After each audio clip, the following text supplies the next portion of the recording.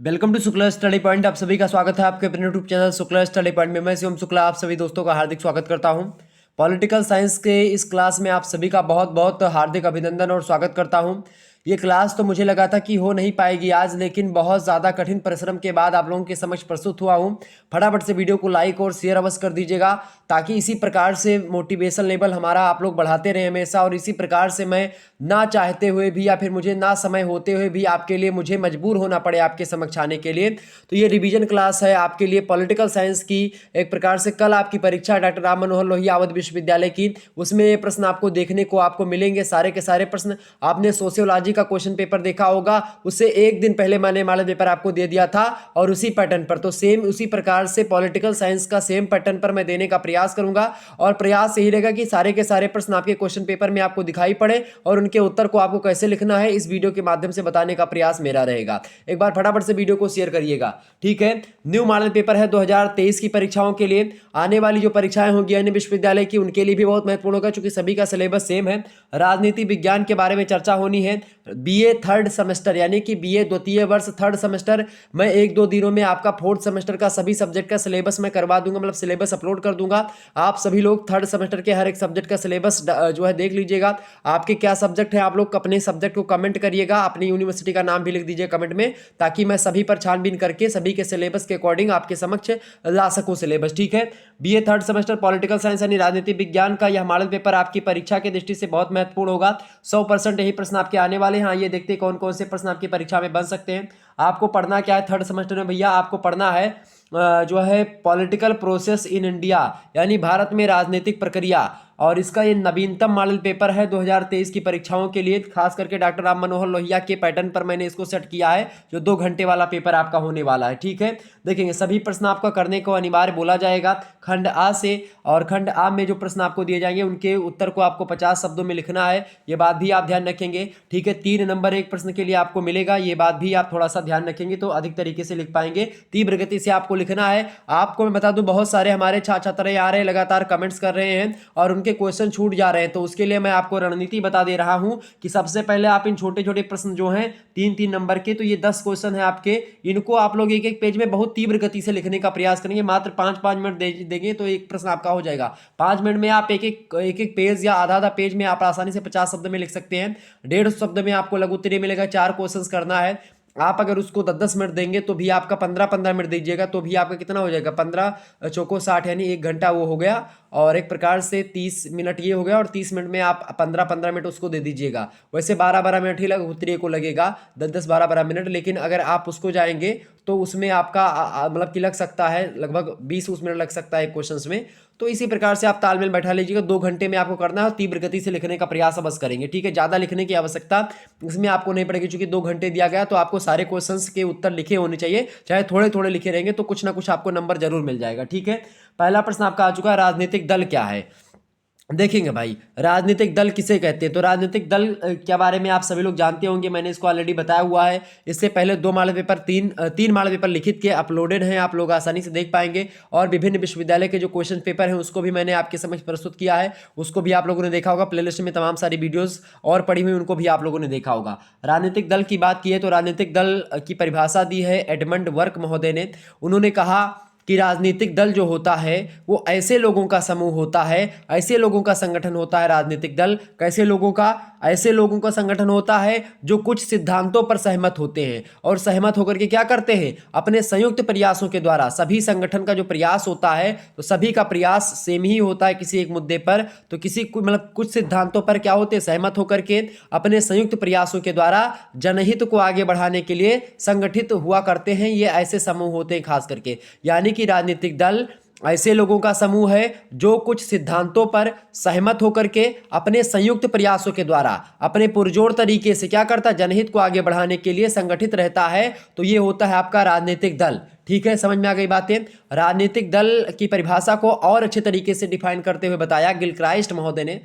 Gilchrist महोदय कहते हैं कि राजनीतिक दल जो होता है नागरिकों का ऐसा संगठन समुदाय होता है। उन्होंने नागरिक बताया, लोगों का समूह नहीं बताया। क्योंकि राजनीतिक दल जो होगा वो वहाँ के यानी जिस देश की मैं बात कर रहा हूँ, जैसे भारत देश की मैं बात करूँ तो भारत की नागरिकता प्राप्त लोगों के बारे में खासकर गिलक्राइस्ट ये यहाँ पर इन्होंने नागरिकता पर विशेष बल दिया और कहा कि राजनीतिक दल नागरिकों का एक ऐसा संगठित समुदाय होता है जो क्या करता है, कुछ समान विचारों के आधार पर गठित होता है। किन किन विचारों पर? ऐसे विचार जो कि सभी लोग मान रहे हैं, सभी लोग उस पर सहमति जता रहे हैं, उन विचारों के आधार पर गठित होता है, उन विचारों के आधार पर संगठन बनता है।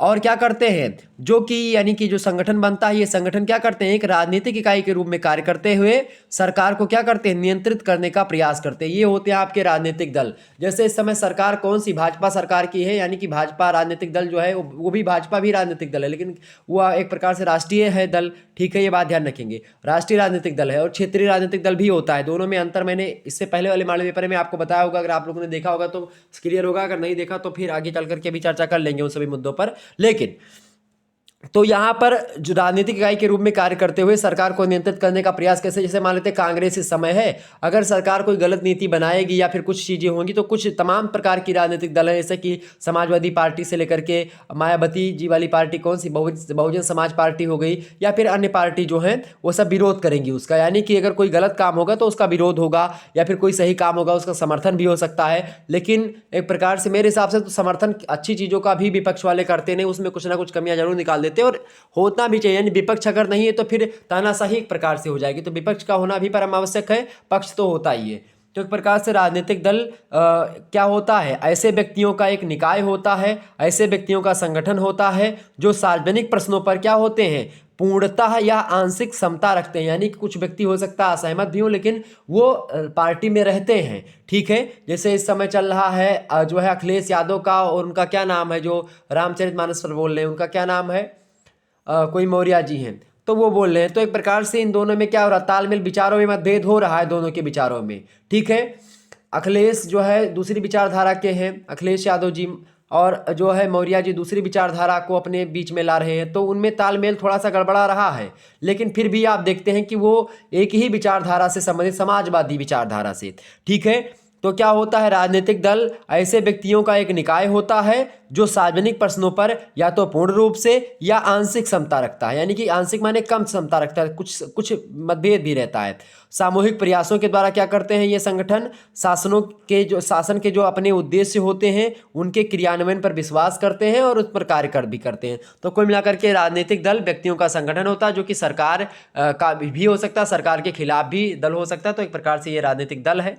आगे बढ़ते हैं, अगला प्रश्न आपका दूसरा नंबर, लोकतंत्र। लोकतंत्र किसे कहते हैं भैया? लोकतंत्र को अंग्रेजी में क्या बोलते हैं? डेमोक्रेसी बोलते हैं। और लोकतंत्र को एक शब्द और जानते हैं हिंदी में, उसको बोलते हैं प्रजातंत्र। ठीक है, लोकतंत्र क्या होता है? तो लोकतंत्र भैया वह शासन व्यवस्था है, या लोकतंत्र उस शासन व्यवस्था को कहते हैं जिसमें क्या होता है, जनता जो होती है स्वयं प्रत्यक्ष रूप से या अप्रत्यक्ष रूप से, प्रत्यक्ष मतलब क्या कि डायरेक्ट जनता कानून बनाए, डायरेक्ट जनता विद्रोह करके कानून को एक प्रकार से करे, यानी डायरेक्ट जनता ही सरकार बना दे, डायरेक्ट जनता के द्वारा ही सरकार का चुनाव हो। ठीक है, डायरेक्ट जनता के द्वारा ही कानून बने। ठीक है, तो वो प्रत्यक्ष होता है। लेकिन कुछ होते जनता के चुने, मतलब कि जनता के द्वारा चुने हुए प्रतिनिधि तो जाते हैं संसद भवन में बैठते हैं और कानून बनाते हैं। जैसे भारत में क्या है, अप्रत्यक्ष लोकतंत्र है। प्रत्यक्ष लोकतंत्र कहाँ पर है भैया? तो वो है आपका स्विट्जरलैंड में। प्रत्यक्ष लोकतंत्र का मतलब होता है कि जब जनता शासन के कार्यों में स्वयं भाग लेती है तो उसे प्रत्यक्ष प्रजातंत्र कहते हैं। प्राचीन यूनान में आप देखेंगे, रोम के तमाम प्रकार के नगरों में इसी प्रकार का प्रचलित था। और प्रत्यक्ष प्रजातंत्र जो है बड़े बड़े देशों में संभव नहीं होता, जैसे भारत में संभव नहीं होगा, कभी भी नहीं होगा, क्योंकि तमाम प्रकार की विचारधाराएं, तमाम प्रकार के धर्म, तमाम प्रकार की भाषा है, तमाम प्रकार के विचारधारा से लोग प्रेरित है, तो इसमें नहीं चल पाएगा, क्योंकि बड़ी विचारधारा मतलब कि बड़े जनसंख्या है, ज़्यादा जनसंख्या है। स्विट्जरलैंड क्या है, छोटा सा देश है, तो वहाँ पर प्रत्यक्ष प्रजातंत्र जो है एक प्रकार से चल रहा है। ठीक है, प्रजातंत्र के बारे में एक विद्वान है अच्छा, अप्रत्यक्ष प्रजातंत्र क्या होता है कि जब जनता जो होती है अपने प्रतिनिधियों के माध्यम से शासन में भाग लेती है तो उसे अप्रत्यक्ष प्रजातंत्र कहते हैं। ठीक है, ये बात ध्यान रखते हैं। जैसे कि हम और आप क्या करते हैं, जैसे राज्यों के लिए आप विधायकों का चुनाव करते हैं, आपके एरिया से विधायक चुनाव लड़ते हैं। ठीक है, आप विधायक वोट देते हैं, विधायक सपा, भाजपा, बहुजन समाज पार्टी इन सभी से होते हैं, या अन्य क्षेत्रीय दलों के जो होते हैं अलग अलग राज्यों में, उनके जो है प्रतिनिधित्व, मतलब कि उनके प्रतिनिधि होते हैं और आपके समक्ष आते हैं। वो आपके एरिया से ही होते हैं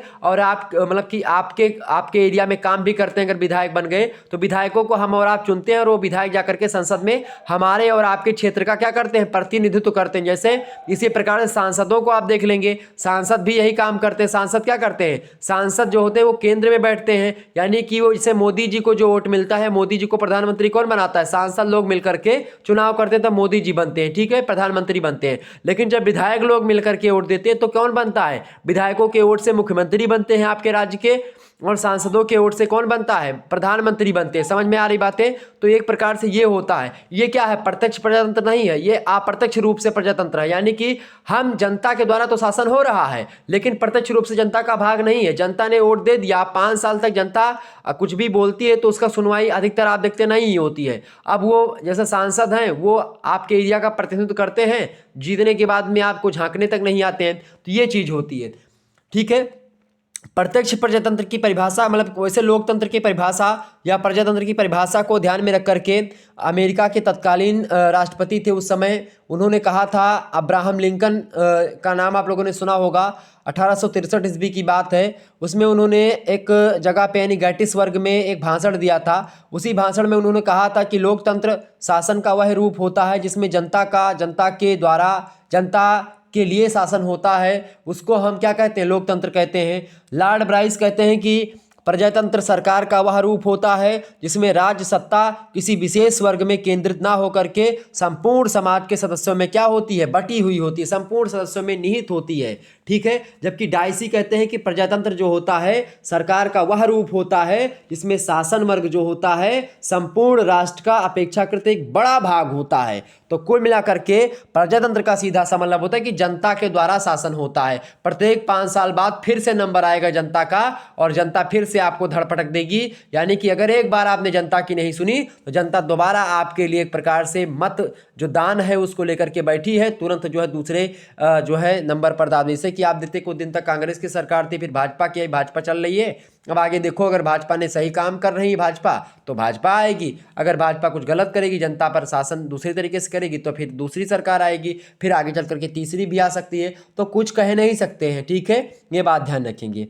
तो समझ में आ गई प्रजातंत्र की क्या विशेषता होती है। लोकतंत्र की पहली विशेषता होती है कि शासन जो होता है लोकतंत्र में वो शासन जो होता है जनता का प्रतिनिधित्व करता है, यानी कि शासन में जनता का प्रतिनिधित्व जो होता है वो पूर्ण रूप से होता है। दूसरी बात होती है लोकतंत्र में कि जनता के हितों की रक्षा भी होती है। तीसरी विशेषता ये है लोकतंत्र की कि प्रतिनिधि जनता के प्रति उत्तरदायी होते हैं, यानी कि अगर दोबारा जो है विधायक और सांसद आपके यहाँ पर फिर से वोट मांगने आएंगे तो आप उनको जो है उनकी करतूत के बारे में आपको समझा देना है। ठीक है, डरना नहीं है कि भाई जो है हमको निकाल देंगे या कुछ कर देंगे, कोई दिक्कत की बात नहीं। आराम से आए तो आप बतुआओ उनसे, बढ़िया बैठ कर समझाओ उन्हें कि भैया अब का कर आए हो है, जब 5 सालिया वही तक तो नहीं दिखाई पड़े, जब वोटवा मांग रहा तब भैया दिखाई पड़े हो है। तो यही प्रकार से उन्हें बैठा के समझा दो, कहते मुंदमा हो ना पाए अब की, या तो फिर ये काम करे है अब की। तो जब उनको समझाओगे आप बैठा करके तब उनको पता चलेगा कि नहीं भैया वोटवा लिए खातिर नहीं आवे है और काम करवाओ पड़ी, तब वोट मिले। जनता जागरूक है तो आप पढ़े लिखे का परिचय जुड़ते दूजे ने फ़ोन उठाए लो, वीडियो बनावे लगो, कई प्रकार से आप जो है एक प्रकार से, आजकल तो सोशल मीडिया का ज़माना है, किसी प्रकार का अन्याय किसी के साथ नहीं हो सकता। भ्रष्टाचार करे तुरंत फ़ोन है, आप वीडियो बनाओ, कोई दिक्कत नहीं है। आराम से फेसबुक और तमाम प्रकार का सोशल मीडिया प्लेटफॉर्म है, 2 मिनट लगता है वायरल होते हुए वीडियो। ठीक है, चले आगे बढ़ते हैं।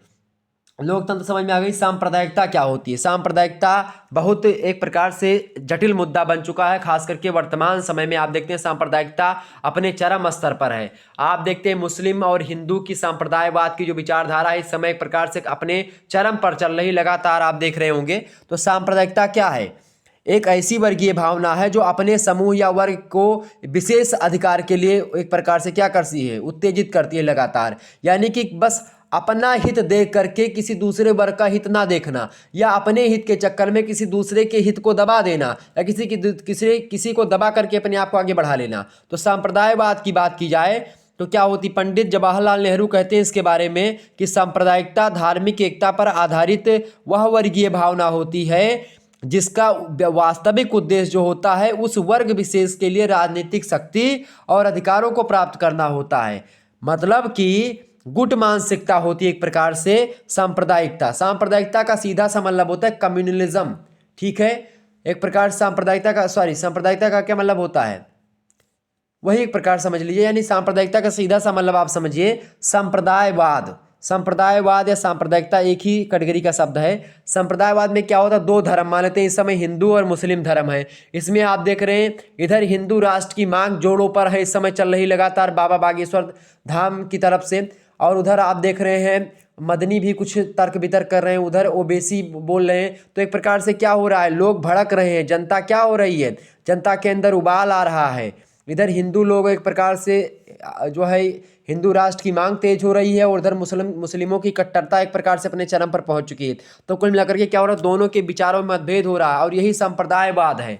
संप्रदायवाद का मतलब क्या है, दो गुट, दो कम्युनिटी, ठीक है, दो समुदाय क्या करते हैं, अपने हितों को साधने के चक्कर में दूसरे कम्युनिटी का हित नहीं रखते हैं, या फिर कहीं ना कहीं पे वो दब जाता है। यानी सीधा सा मतलब है, जब एक दबेगा तो ऊपर उठ जाएंगे डायरेक्ट, चाहे तो नीचे किसी को दबा करके आप ऊंचे उठे, चाहे अपना खुद ऊपर उठ जाएं। तो दोनों स्थितियों में क्या होता है, संप्रदायवाद ही होता है। और संप्रदायवाद आज वर्तमान के नज़ारे को आप अच्छे तरीके से देख सकते हैं, और इसी प्रकार से अभी तो मेरे हिसाब से चलता रहेगा, और भारत में बहुत दिनों से चलता आ रहा है, लगातार आप देख ही रहे हैं।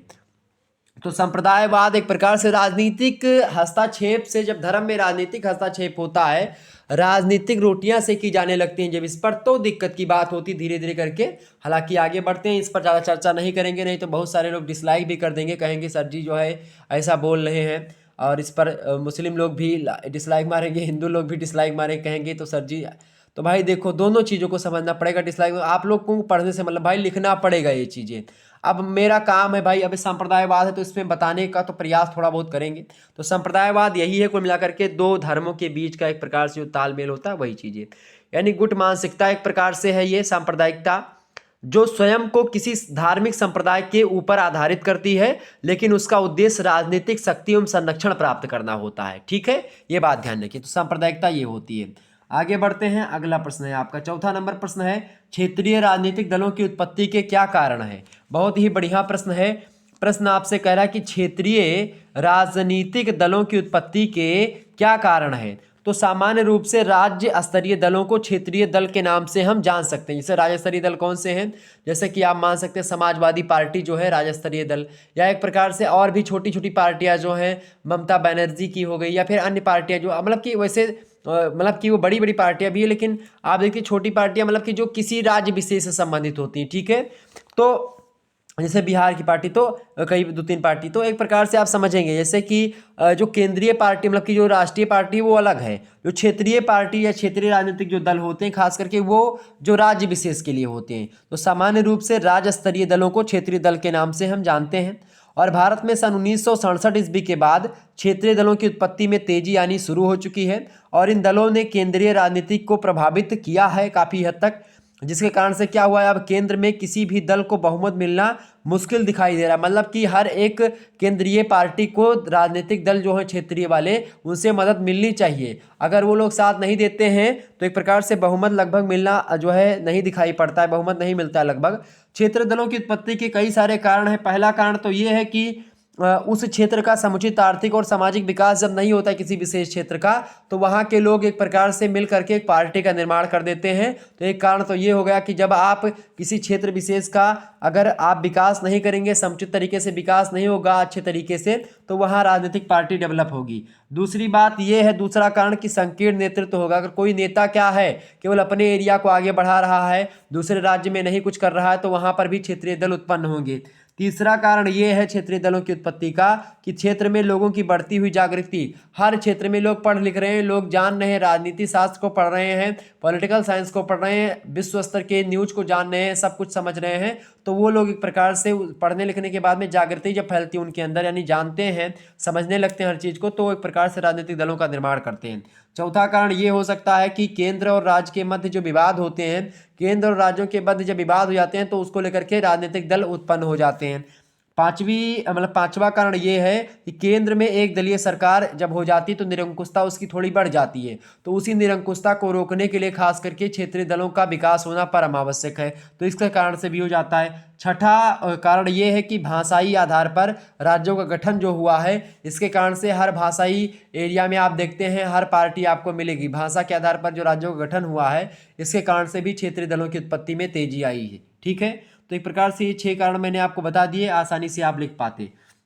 वीडियो को पुनः देख लीजिएगा एक बार, रात में आप देख लीजिएगा, फिर जब सुबह आप उठेंगे एक बार तो फिर से देख लीजिएगा। शाम की आपकी परीक्षा है, निश्चित तौर पर आप मान लीजिएगा कि एक भी प्रश्न आपका छूटेगा नहीं। और एक इससे पहले वाला जो 10 दिन पहले 5 दिन पहले वीडियो बनी हुई है मॉडल पेपर पॉलिटिकल साइंस की, उसको भी देख लीजिएगा, एक भी प्रश्न आपका छूट करके नहीं जाएगा। ये प्रबल दावेदारी है। आज जब कल आपका पेपर हो जाएगा तो आप पेपर भेजेंगे, पेपर का डिस्कशन करवा दूंगा, फिर देख लीजिएगा कितने प्रश्न आए हुए हैं, लगभग सारे आए हुए होंगे। ठीक है, अगला प्रश्न, एक बार सभी लोग वीडियो को शेयर कर दीजिएगा और लाइक कर दीजिएगा। अगला प्रश्न है, पंचायती राज व्यवस्था पर गठित समितियों के नाम बताइए। पंचायती राज व्यवस्थाओं के बारे में पढ़ लीजिएगा, बहुत इंपॉर्टेंट प्रश्न है, एग्जाम में आएगा। ठीक है, पंचायती राज व्यवस्था के बारे में बात करें तो 73वां संविधान संशोधन जो हुआ है 1994 में, उसी को भारत में पंचायती राज व्यवस्था लागू की गई 73वें संविधान संशोधन के द्वारा, और ग्राम पंचायतों को संवैधानिक दर्जा दिया गया है। और खास करके आप देखते हैं इसमें कई सब प्रकार की चीज़ें बताई गई। अभी हमने इसमें शायद 73वां संविधान संशोधन रखा भी होगा, अगर नहीं रखा तो 73वें संविधान संशोधन के बारे में बताऊं आपको तो 1000 से अधिक जनसंख्या मान लेते हैं, 1000 से अधिक जनसंख्या है तो उसको ग्राम पंचायत का दर्जा मिल जाता है। ठीक है, और ग्राम पंचायत में क्या होते हैं, एक प्रधान होते हैं, और जनसंख्या के अनुसार क्या होता है 7 से 15 सदस्य भी चुनने की व्यवस्था होती है। वही प्रधान का एक प्रकार से मतलब प्रधान के काम को, अगर प्रधान गलत तरीके से काम कर रहा तो सदस्य जो होते हैं वो प्रधान को हटा भी सकते हैं। तो 7-8 सदस्य होते हैं, 7 से लेकर के 15 सदस्य होते हैं। 1000 से कम गांव की जनसंख्या होने पर क्या होता है, उसे समीप की ग्राम पंचायत में क्या कर दिया जाता है, जोड़ दिया जाता है। और ग्राम पंचायतों में अनुसूचित जातियों, जनजातियों, पिछड़ी जाति यानी ओबीसी, महिला सभी के लिए आरक्षण की व्यवस्था भी की गई है कि भाई प्रत्येक 5 साल पर कभी महिला सीट आती, कभी SC ST सीट आती है, कभी ओबीसी आती है। ठीक है, और जर्नल आती है कभी कभी। ठीक है, जर्नल आती तो उसमें सब लड़ सकते हैं, लेकिन जब ओबीसी या SC ST होती तो उसमें, या फिर महिला होती तो उसमें कोई और नहीं लड़ सकता है। ठीक है, लेकिन क्या होता है कि लोग खड़ा कर देते हैं अपना प्रतिनिधि। ठीक है, ग्राम पंचायतों के मुख्य कार्य क्या है भाई, पेयजल की व्यवस्था करना, मार्ग का निर्माण करना, ग्रामीण आवास देना, गरीबी को भगाना यानी गरीबी उन्मूलन का काम होता है ग्राम पंचायतों का, विद्युतीकरण करना यानी जो है बिजली का काम देखना, पुलिया का निर्माण करना, जल प्रबंधन करना, और जो छोटी मोटी सिंचाई होती है उससे संबंधित कार्य करना, पशुपालन से रिलेटेड काम करना, मत्स्य उद्योग भी स्थापित करवाना, ये सब होते हैं खास करके पंचायती राज व्यवस्था के कारण मतलब कि काम। वैसे पंचायती राज व्यवस्था को लेकर के कई सारी समितियां गठित की गई हैं, उनके बारे में आपसे प्रश्न पूछा गया है। तो पंचायती राज व्यवस्था को लेकर के कई सारी समितियां बनाई गई थी पंचायती राज व्यवस्था लागू करने के लिए, कि भाई किस प्रकार से भारत में शासन व्यवस्था को चलाया जाए सही तरीके से, ताकि ग्राम पंचायतों तक एक प्रकार सही तरीके से काम नहीं हो पा रहा था, तो एक छोटी से छोटी इकाई के रूप में पहुंचने के लिए, तो ग्राम मतलब कि राजनीतिक छोटी इकाई आप देखते कौन है, ग्राम पंचायत ही है, ग्राम प्रधान जो होता है। ठीक है, देखिए ग्राम पंचायत, क्षेत्र पंचायत और जिला पंचायत।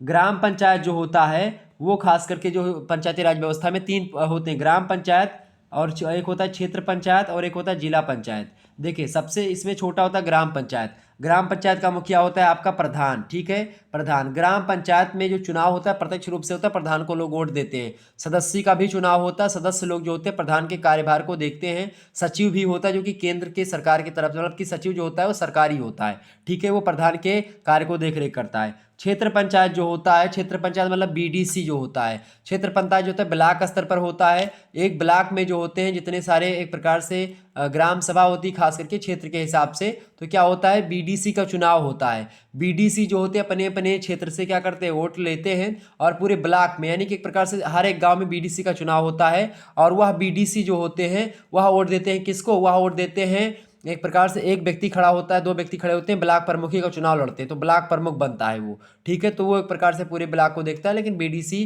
छोटे छोटे यानी गांव स्तर पर काम देखता है। तो ये होता है ब्लॉक प्रमुख होता है आपका इसका मुखिया। ठीक है, क्षेत्र पंचायत का। जिला पंचायत में क्या होता है, जिला पंचायत के सदस्य का एक प्रकार से चुनाव होता है। जिला पंचायत के सदस्य को आप वोट खुद देते हैं, यानी जनता लोग देती है। लेकिन जिला पंचायत के जो सदस्य होते हैं ये लोग जिला पंचायत के सदस्य लोग वोट देते हैं जिला पंचायत सदस्य को। ठीक है, तो मतलब जिला पंचायत सदस्य जो होते हैं वो जिला पंचायत अध्यक्ष का जब चुनाव होता है तो अध्यक्ष को वोट देते हैं और जिला पंचायत के अध्यक्ष को चुनाव करते हैं, तो जिला स्तर पर वो काम करता है। तो एक प्रकार से ये 3 चीजें होती ग्राम पंचायतों मतलब कि पंचायती राज व्यवस्था को लेकर के। ठीक है, ये बात आप ध्यान रखेंगे। तो एक प्रकार से पंचायती राज व्यवस्था पर जो गठित समितियां हैं उनमें पहली समिति बनाई गई थी 1956-57 ईस्वी में। उसका नाम है बलवंत राय मेहता समिति। बलवंत राय मेहता समिति के बारे में आपको पता होगा, पंचायती राज व्यवस्था की दिशा में विचार करने के लिए 1957 में बलवंत राय मेहता की अध्यक्षता में एक समिति का गठन किया गया था। और चूंकि बलवंत राय मेहता इसके अध्यक्ष थे इसीलिए इसको बलवंत राय मेहता समिति के नाम से आज तक जाना जाता है। और खास करके इस समिति ने अपनी रिपोर्ट में यह सिफारिश की कि लोकतांत्रिक विकेंद्रीकरण के लिए पंचायती राज संस्थाओं की शुरुआत की जानी चाहिए। इस समिति का कहना था कि स्थानीय स्वशासन को मजबूत करने के लिए त्रिस्तरीय व्यवस्था होनी चाहिए। ग्राम स्तर पर ग्राम पंचायत, खंड स्तर पर पंचायत समिति और जिला स्तर पर जिला परिषद, और इन संस्थाओं को प्रशासन की वास्तविक शक्ति तथा उत्तरदायित्व प्रदान किया जाए और सामाजिक विकास के कार्यक्रम इन्हीं संस्थाओं के माध्यम से चलाया जाना चाहिए। ये बताया गया बलवंत राय मेहता समिति के द्वारा। बलवंत राय मेहता समिति का एक प्रकार से बड़ा अच्छा सिफारिश रहा। इसके अलावा दूसरी समिति आती है 1977 में, अशोक मेहता समिति, और अशोक उसके अध्यक्ष थे अशोक मेहता, इसीलिए इसको अशोक मेहता समिति कहा जाता है। तीसरी समिति आती है भाई कौन सी, राव समिति। 1985 में राव समिति आती है। इसके अलावा चौथी समिति जो संबंधित है पंचायती राज व्यवस्था को लेकर के वो है सिंधवी समिति, वो 1987 में आती है। इसके अलावा जो पांचवी समिति है वो है थुंगन समिति, वो 1988 में एक प्रकार से अपनी सिफारिश प्रस्तुत करती है। तो कुल मिलाकर के ये 5 समितियां जो है पंचायती राज व्यवस्था पर गठित की गई समितियां हैं और यही आपसे पूछा गया था। तो ये 5 समितियों के नाम आप लिख दीजिएगा। पहली कौन सी है आपकी, बलवंत राय मेहता समिति। दूसरी कौन सी है, अशोक मेहता समिति। तीसरी कौन सी है, राव समिति। चौथी कौन सी है, सिंधवी समिति। पांचवी कौन सी है, थुंगन समिति। पहली समिति बलवंत राय मेहता समिति 1956 से 57। अशोक मेहता समिति कब से कब, 1977।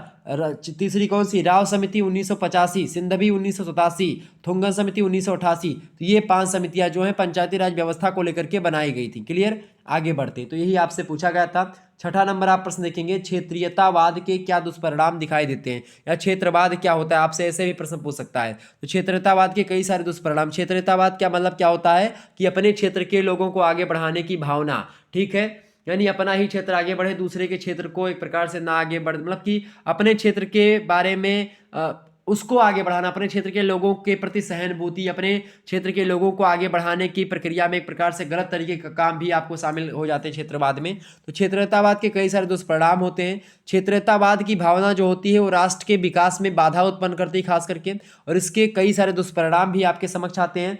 पहला दुष्परिणाम ये है क्षेत्रीयतावाद का कि विभिन्न क्षेत्रों के बीच संघर्ष और तनाव उत्पन्न हो जाता है। जब किसी क्षेत्र विशेष के तरफ नेताओं का या किसी भी व्यक्ति का ध्यान जाता है कि भाई उस क्षेत्र को आगे केवल बढ़ाना है और दूसरे क्षेत्र पर ध्यान नहीं दिया जाता, जब एक सार्वजनिक व्यक्ति होता है जब ऐसा करता है तो संघर्ष और तनाव की स्थिति उत्पन्न होती है। ये भी एक प्रकार से इसका दुष्परिणाम है। दूसरा दुष्परिणाम क्षेत्रीयतावाद का यह है कि राज्य तथा केंद्रीय सरकार के बीच संबंधों का विकृत हो जाना, यानी कि एक प्रकार से जब क्या होता है, क्षेत्रीयतावाद की भावना बढ़ने से क्या होता है, राज्य और केंद्र के बीच की जो तालमेल होता है वो बिगड़ने लगता है। तीसरा दुष्परिणाम ये देखने को मिलता है क्षेत्रीयतावाद का कि स्वार्थी नेतृत्व तथा संगठनों का विकास जो होता है वो बढ़ जाता है। जब आप क्षेत्रीयतावाद के एक प्रकार से क्षेत्रीयतावाद आता है तो उसमें कई संगठन बन जाते हैं अपने अपने क्षेत्र को लेकर के। ठीक है, एक प्रकार से चौथा दुष्परिणाम इसका ये है कि भाषा की समस्या अधिक जटिल हो जाती है। इसमें जब क्षेत्रवाद की भावना आती है तो अपने क्षेत्र विशेष की भाषा को लोग आगे बढ़ाने के लिए दूसरी भाषाओं को एक प्रकार से नकारते हैं, केवल अपने विचारों को लोगों पर थोपने का प्रयास करते हैं, केवल अपने ही चीज़ों को आगे बढ़ाने का प्रयास करते हैं, दूसरों को दबाने का प्रयास किया भी जाता है। तो ये कई प्रकार के दुष्परिणाम हैं। पांचवा दुष्परिणाम ये आप लिख सकते हो कि राष्ट्रीय एकता को चुनौती भी देता है कहीं ना कहीं पे क्षेत्रीयतावाद एक प्रकार से बाधा उत्पन्न करता है राष्ट्र के विकास में। ठीक है, छठी विशेषता मतलब कि छठा खास करके दुष्परिणाम यह है क्षेत्रीयतावाद का कि जातिगत भावनाओं को भड़काने की प्रवृत्ति भी क्षेत्रवाद से ही आती है। ये बात ध्यान, क्षेत्रवाद के जो मतलब कि जो संगठन बनते हैं वो संगठन लगातार क्या करते हैं, लोगों को भड़काने का काम भी आपको दिखाई पड़ता होगा करते हैं। तो क्षेत्रवाद की भावना जो होती है, जातिगत भावनाओं को भड़काने की प्रवृत्ति भी इसमें दिखाई पड़ती है। सातवां दुष्परिणाम इसका ये होता है कि धार्मिक भावनाओं और सांप्रदायिकता को बढ़ावा भी आप देखते हैं क्षेत्रवाद से मिलता है। क्षेत्रवाद जो होता है ये सांप्रदायिकता का भी एक कारण है, यानी क्षेत्रवाद के द्वारा ही सांप्रदायिकता का जन्म होता है। और सांप्रदायिकता क्या करती है, राष्ट्र के विकास में बाधक। आपसे पूछा कौन कौन से तत्व हैं, तो सांप्रदायिकता, क्षेत्रवाद, जातिवाद, ये सब जो होता है ये राष्ट्रीय एकता में बाधक उत्पन्न कर मतलब कि बाधा उत्पन्न करते हैं। ठीक है, आगे बढ़ते हैं। क्षेत्रतावाद को हम कैसे रोक सकते हैं? क्षेत्रतावाद को रोकने के लिए कई सारे उपाय हम कर सकते हैं। पहला उपाय तो हम कर सकते हैं केंद्रीय सरकार की नीति ऐसी बनाई जाए जो सभी क्षेत्रों का एक प्रकार से ध्यान में रख करके बनाई जाए, सभी क्षेत्रों के विकास के लिए बनाई जाए। दूसरा, हम इसलिए मतलब कि ऐसे रोक सकते हैं क्षेत्रीयतावाद को कि देश के सभी क्षेत्रों को आर्थिक सुविधाएं समान रूप से मिलनी चाहिए, तब क्षेत्रवाद रुकेगा। तीसरी बात यह है कि भाषा संबंधी विवाद का हल शीघ्र अतिशीघ्र कर देना चाहिए। इस संबंध में सभी क्षेत्रीय भाषाओं को समान मान्यता दी जानी चाहिए। चौथी बात हमको ये करनी चाहिए कि क्षेत्र मतलब कि देश के किसी क्षेत्र में किसी भाषा को जबरदस्ती ला देने का प्रयास नहीं करना चाहिए सरकार के द्वारा, नहीं तो क्षेत्रीयतावाद और बढ़ने लगता है। पांचवी बात हमको क्या करनी चाहिए, प्रचार के विभिन्न साधनों के माध्यम से विभिन्न संस्कृतियों के साथ समान बर्ताव करना चाहिए। इसके अलावा छठी बात हमको ये करनी चाहिए कि केंद्रीय मंत्रिमंडल में सभी क्षेत्रों का समान प्रतिनिधित्व होना चाहिए। इससे भी क्या होगा, क्षेत्रतावाद की भावना एक प्रकार से उसमें कमी आएगी। सातवां एक प्रकार से इसका रोकथाम के लिए उपाय हम कर सकते हैं कि जहाँ तक संभव हो या व्यवहारिक हो सभी क्षेत्रों, सभी भाषाओं, सभी जातियों की आकांक्षाओं की पूर्ति करने का भरसक प्रयास किया जाए। आठवीं बात हम ये कर सकते हैं कि भारतीय संघ की जो संकीर्ण भावनाएं रहती हैं कि भाई किसी विशेष क्षेत्र को ही आगे बढ़ाना है, तो उनको दूर करना चाहिए। नहीं, संकीर्ण भावना किसी राष्ट्रीय स्तर के दलों में नहीं होनी चाहिए। भारतीय संघ में या केंद्र सरकार में हर क्षेत्र चूंकि केंद्र सरकार का, तो हर क्षेत्र को विशेष तरीके से आगे बढ़ाने का प्रयास केंद्र को करना चाहिए, केंद्र सरकार को। इससे क्या होगा, सांप्रदायिकता में कमी आएगी। ठीक है, मतलब सांप्रदायिकता में भी, क्षेत्रीयता में भी। क्लियर, आगे बढ़ते हैं। तो ये होगा आपका क्षेत्रतावाद के बारे में कुछ बातें। अगला प्रश्न आपका है भाई, अगला प्रश्न आप देखने का प्रयास करेंगे। अगला प्रश्न आपकी स्क्रीन पर आ चुका है, फटाफट से देखने का प्रयास करें। नगर पंचायत, नगर पंचायत के बारे में आप देखिएगा, बढ़िया प्रश्न है आपकी परीक्षा की दृष्टि से भाई। नगर पंचायत, नगर पंचायत से रिलेटेड प्रश्न है, फटाफट से बताने का प्रयास करेंगे। नगर पंचायत, ठीक है, नगर पंचायत के बारे में आपको लिखना है। क्या लिखेंगे, फटाफट से आप बताने का प्रयास करेंगे। वीडियो को शेयर अवश्य कर दीजिएगा ताकि आपको टाइम टू टाइम नोटिफिकेशन मिलता रहे। जितने भी लोग देख रहे हैं फटाफट से वीडियो को शेयर कर दीजिएगा। ठीक है, आज आप लोगों के कमेंट्स के हिसाब से ही वीडियो आ पाई, चूँकि बहुत ज़्यादा मैं थका हुआ था। एक जो है खास करके शिवरात्रि थी कल, तो उसमें एक अखंड था, तो उसी में एक प्रकार से रात भर श्री रामचरितमानस का पाठ हुआ, तो उसमें रात भर जगा था और दिन में एक प्रकार से टाइम ही नहीं मिला। तो कहीं ना कहीं पे थोड़ा सा अभी टाइम मिला था, तो इसलिए मैंने सोचा आपके लिए कुछ व्यवस्था कर दी है। तो बहुत जल्दीबाजी में सारी चीज़ें हुई है, लेकिन फिर भी आपको इतना बता दूंगा कि आपकी परीक्षा में यही सब आने वाला है। नगर पंचायतों की बात की जाए, नगर पंचायत क्या है भैया, नगर पंचायत जो होती है शहरीकरण की सबसे छोटी इकाई होती है। जैसे कि ग्राम पंचायत जो होती है गाँव की सबसे छोटी इकाई होती है, वैसे नगर पंचायत शहरों की सबसे छोटी इकाई होती है। जब कोई कस्बा जो होता है ग्रामीण क्षेत्र में परिवर्तित होकर के शहर में बदल जाता है, तो वहाँ पर नगर पंचायत का गठन होता है। इसकी संख्या जो होती है प्रदेश में 517 लगभग है। ठीक है, ये बात, प्रत्येक नगर में एक अध्यक्ष होता है और अन्य सदस्य जनसंख्या के आधार पर निर्धारित होते हैं। इसे भी जनसंख्या के आधार पर कई वार्डों में बांटा जाता है। और नगर पंचायत जो होता है संक्रमण क्षेत्र के लिए गठित होता है। ऐसा क्षेत्र प्रकृति में मूलतः ग्रामीण होता है जो कालांतर में नगरीय यानी कि समय बीतने के साथ साथ नगरीय प्रवृत्ति का हो जाता है। तो ऐसे नगरीय संस्था को ग्रामीण और शहरी दोनों प्रकार के कार्य करने पड़ते हैं, तो वो नगर पंचायतों में आते हैं। ठीक है, आगे बढ़ा जाए, चलें आगे बढ़ते हैं। आठवां प्रश्न, उसमें पार्षदी का चुनाव, जैसे प्रधानी का इसमें होता है पार्षदी का चुनाव नगर पंचायतों में। अगला प्रश्न, 44वें संवैधानिक संशोधन के द्वारा राष्ट्रपति की स्थिति को स्पष्ट कीजिए। प्रश्न आपका बड़ा ही अच्छा है, एग्जाम की दृष्टि से आपके लिए बहुत ही इंपॉर्टेंट प्रश्न आ चुका है भाई। सभी लोग बताएंगे 44वां संविधान संशोधन हुआ कब था। 44वां संविधान संशोधन हुआ था आपका 1978 में। कब हुआ था, 1978 में। 42वां कब हुआ था, 1976 में। ठीक है, तो 44वें संवैधानिक संशोधन के द्वारा राष्ट्रपति की स्थिति को स्पष्ट कीजिए। तो 44वें संविधान संशोधन के द्वारा राष्ट्रपति की स्थिति में कई सारे प्रावधान किए गए हैं, उनको मैं बताने का प्रयास करता हूँ। पहली बात ये कही गई कि राष्ट्रपति जो होगा वो आपातकाल की घोषणा अब मंत्रिमंडल के लिखित अनुरोध पर ही कर सकता है, अपने मन से नहीं कर सकता है। यानी जब मंत्रिमंडल क्या करेगा, लिखित घोषणा करेगा, लिखित तरीके से अनुरोध करेगा मंत्रिमंडल कि राष्ट्रपति शासन होना परम आवश्यक है, तो एक प्रकार से राष्ट्रपति शासन लागू होगा। जो कि आप देखेंगे 1975-76 के आसपास आप देखते हैं इमरजेंसी लगी हुई थी, ठीक है, तो वो चीज़ें इंदिरा गांधी के समय, तो इसमें परिवर्तन किया गया 1978 में 44वें संविधान संशोधन में। 42वां संविधान संशोधन हुआ था इंदिरा गांधी के समय काल में, पूरा संविधान में एकदम से इधर उधर का हो गया था, एकदम से 100 से अधिक संविधान संशोधन हो गए, मिनी कॉन्स्टिट्यूशन कहा जाता है 42वें संविधान संशोधन को, ठीक है। दूसरी बात इसमें ये की गई 44वें संविधान संशोधन में राष्ट्रपति को लेकर के कि राष्ट्रपति मंत्रिमंडल के लिखित अनुरोध में एक बार पुनर्विचार के लिए वापस लौटा सकता है, परंतु दूसरी बार उसे ऐसे परामर्श मानना ही पड़ेगा। अगर दूसरी बार भी एक प्रकार से मंत्रिमंडल भेज देता है कि नहीं ये ठीक है, तो राष्ट्रपति एक प्रकार से मूक बन करके उस पर एक प्रकार से सिग्नेचर कर देना है उसको, ठीक है। ये बात ध्यान में, केवल उसको कुछ बोलना नहीं है, उस पर करना ही करना है, ठीक है।